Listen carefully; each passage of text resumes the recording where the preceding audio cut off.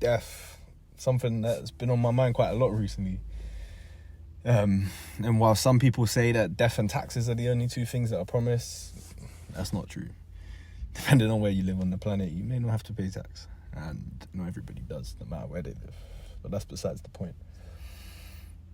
All the happenings in the last week or so with my dog and his illness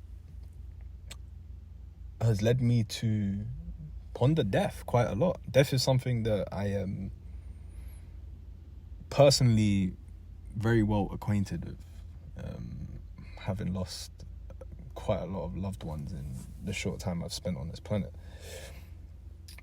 However, I'm in many ways grateful for that, because it has allowed me to spend a lot of time thinking about it from a young age. It's made it very real to me from a young age.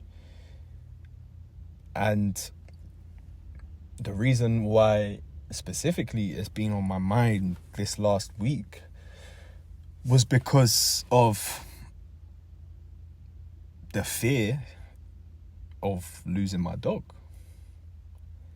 And I was, in many ways, and even looking back at myself now, quite disappointed in myself for how emotionally troubled I was at the genuine prospect of losing him and him passing away. And whilst that may sound strange, and I completely understand an initial thought being like, well, of course you'd be troubled by the idea of losing anybody that you love, human or man's best friend. However, due to my long-lasting relationship with the concept of death, I have played with and practiced from a young age what I would kind of consider the art of acceptance and acceptance of death. For a while now, I felt like it is quite important as a man to accept that there is a high probability that you are going to lose loved ones that are most dearest to you, your mother and your father, for example. And I feel like that's something that if you don't come to terms with before the fact, you run the risk of being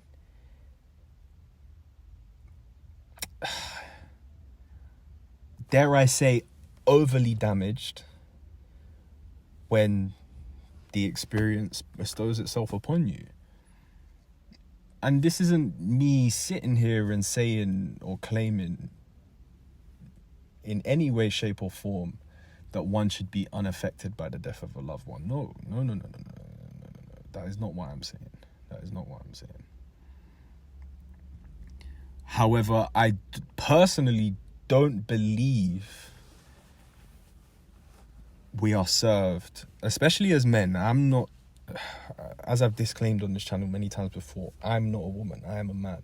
I cannot speak for the female experience. So as a man, this is what I believe and what I think. I don't believe we are served spending too much time grieving.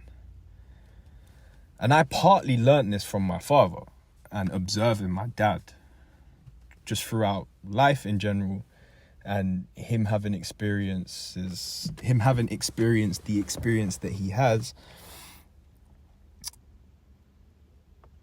observing the death of my grandmother and his mother. I don't know why I overcomplicated that. And the way in which he dealt with it, the way in which he was the pillar of strength for the family. Everybody, his sisters, my aunts, so on and so forth, they were allowed to grieve. And I'm sure he had his grieving period. But first and foremost, he had business to attend to. He had to arrange things. He had to be a pillar of strength for myself, for my brother, and for his sisters. Organizing funerals, sorting out the will, sorting out assets, There was a job to be done. There was responsibility. There was more responsibility bestowed upon him in that moment. So he did not have time to crumble. He did not have time to allow what I would imagine to be one of the most devastating experiences in a man's life to deter him from the job at hand. Losing a dog or losing a parent or losing a loved one does not take away the fact that you have children to look after. It does not take away the fact that you have money to bring in, you have dogs to look after, whatever it may be. You have businesses to run. It doesn't take that away, right?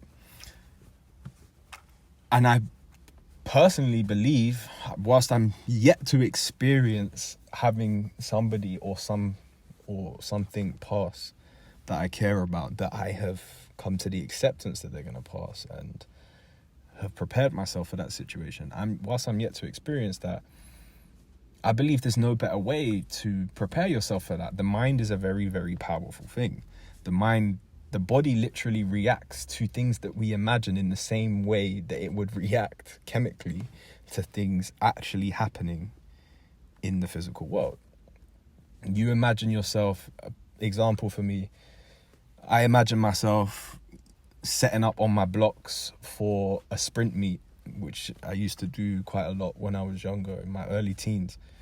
My heart rate will go through the roof because I found that extremely nerve-wracking. Whenever I was setting up my blocks, my heart was pounding. Whenever I was on your mark, set, my heart was racing. So preparation is key. You fail to prepare, then you're just preparing to fail, right? So because as men, I believe it's extremely important for us to be fluidly rigid. And I guess you could argue it's like stoic. It's kind of a stoic type of principle. It's like, whilst yes, I believe as a man that you have every right to endure the emotions that come with such a traumatic experience, you must find a way to live with that very quickly, so as to make sure that it doesn't affect the rest of your life. Because we have jobs to do, we have people to strive for on a daily basis, we have people to be strong for. And I very much believe that is our duty as men. Like, I was lucky enough to grow up with a dad that just demonstrated that to me. He just did it. Some of the toughest periods of his life, I was able to just watch him navigate, and navigate in a way where he didn't really change. Whether he dealt with it well or not is besides the point. In his own mind, for his own personal shit, that's completely besides the point. But what he was able to demonstrate and communicate to me as his child, I can do nothing but admire. And on top of that, he showed me in many ways, due to a very traumatic experience that he experienced when I was younger and he lost his brother. He even communicated to me once that I was his strength in that moment. A newborn baby, I was his strength in that moment. And that meant a lot to me. I'll be real. Hearing that as like in my early 20s for the first time, that meant a lot to me. That gave me a lot of confidence. And that gave me a lot of confidence in this idea that I'm kind of discussing now. Because I was like, well, yeah, like I've been dealing with this energy since I was 6 months old. Like, I'm very well acquainted with it. This is whilst you can sit here and be like, oh, you were a newborn, you don't remember anything. Nah, like, newborns are akin to dogs. Whilst one cannot communicate and one may not remember what happened all those years ago, that they experience all the energies that they encounter.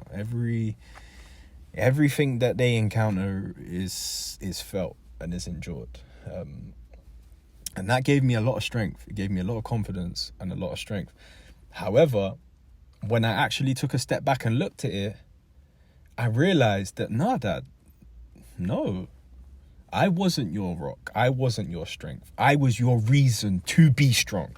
You were strong for me because you had the responsibility of looking after me and making sure that the energies that surrounded me as a newborn were not too tumultuous, were not too volatile, were peaceful, were generous, was calming. You were strong for me. And we as men have to be strong for those around us, whether you like it or not. And to be quite frank, like, I don't know if we would get along as men if you sat there and made excuses for us to not be that. No, we don't have a choice. And I'm proud that I don't have a choice. I'm proud that it's my duty to be the pillar of strength for my family. But I take that responsibility and I wear it like a badge of honor. I don't cower. We can't cower away from it. We can't shirk that responsibility. We have to embrace it. We have to embrace it whether we like it or not. And whilst even my dad not being what I personally perceive the most conscious of people, to be sitting there thinking about what's happening in his mind in the inner world, he might be. I don't know. I've never had a conversation with him about it. But whilst I don't perceive him that way, he didn't shirk the responsibility. You don't necessarily have to be a thinking man. You don't necessarily have to be somebody who sits there and ponders every little experience that they encounter throughout their days. But to be that pillar of stability and to be that pillar of strength it's our birthright. I'm grateful that I was born with the right to do that. I truly am, because I take pride in the fact that my strength allows my mother to grieve, allows my partner to grieve. We experience something tragic and I can look at them and say, grieve as much as you want. It's no problem. I've got it. I've got everything. Whatever needs to be done, I shall do. Whatever strength you need, you shall receive from me. Whatever love you need, I can give, because I have boundless energy. I have boundless strength. I have boundless confidence. And you can take whatever you need because I'm for you. I'm a true believer in that. As my little brother put me onto that concept, actually. I hate the term little. I apologize for using little. He ain't little. He's my brother. He's a big man. And he put me on to this idea that he got from a book. And that was that men are for women and women are for child. We are here to serve women, and women are here to birth life, right? And there's nothing wrong with that. And that stuck with me, and it aligned really nicely with this idea and with this belief that I have that, yes, it is my duty to steady the ship. It is my duty. And that's fine. That is fine. You are allowed to get overly excited when we experience something special. And it's my duty to stay stable. In the same way, you are allowed to grieve as much as you need. And it's my duty to stay stable. And that doesn't mean bottling shit up. No. Do not ever misinterpret my beliefs in what it means to be a masculine man and a pillar of strength for your family as bottling up your emotions or hiding how you feel. No. It's also your right as a man. Your responsibility as a man, in my opinion, to create a network of however many people you need. The less, the better. My network is 2, maybe 3 out of the absolute push of people that you can confide in, that you can go to for strength. We need that. We can't sit here and bottle up our grief, boy. That is a one-way trip to hell. I promise you that. You want to sit there and bottle up all your feelings and all your emotions, then it's It's all over, Jackie. It's all over. That is a one-way trip to a place you do not want to be. There is a strong way to be vulnerable. There is an extremely strong way to be vulnerable. And I personally believe that you can demonstrate vulnerability and be even stronger for doing so, depending on how you do it. As a man, no one wants to see you there crying and asking why the world does this to you and why the world does that to you. But if you come here and say, now, you know what? My grandma passed in a way that really hurt me. She was like a second mother to me.